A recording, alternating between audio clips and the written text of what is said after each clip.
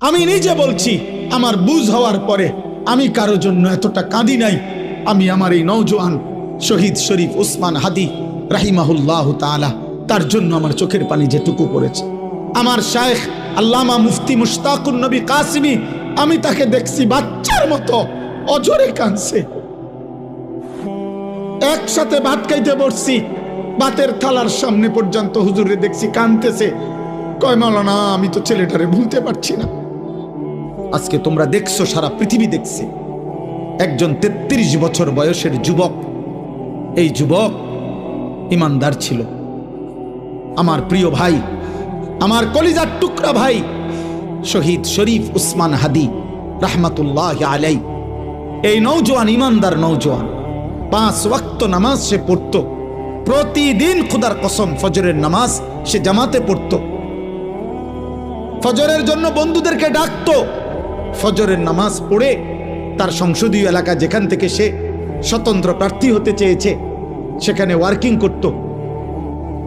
যেদিন গুলিবিদ্ধ হয়েছে সেদিন তো সে জুমার নামাজ পড়ে আল্লাহকে সেজদা দিয়ে মসজিদ থেকে বাইর হয়েছে। এর কিছুক্ষণের মধ্যেই সে গুলিবিদ্ধ হয়েছে।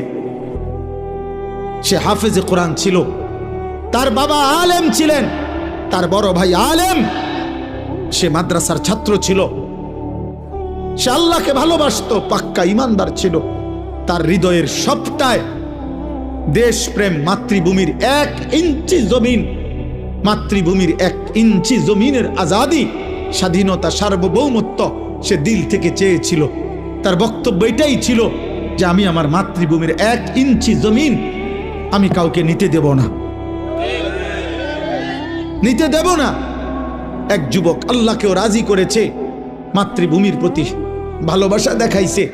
ঈমান এবং দেশপ্রেম, এই 2 জিনিস তার মধ্যে একত্র হওয়াতে, তোমরা ভাই বলো, একটা ছেলে বলো, তোমরাও দেখছো, আমরাও দেখছি, গোটা বাংলাদেশের লক্ষ লক্ষ আলেম, মুফতি, মুহাদ্দিস, পীর, বুজুর্গ, আউলিয়া, ইমাম, খতিব, মুয়াজ্জিন, তালেবে ইলম, হাফেজে কোরআন, বুড়া মানুষ, জওয়ান মানুষ, বাচ্চা মানুষ, আরে বাবা, এই জাতির 18 কোটি মানুষ মনে হয় তার জন্য অঝরে চোখের পানি ফেলছে।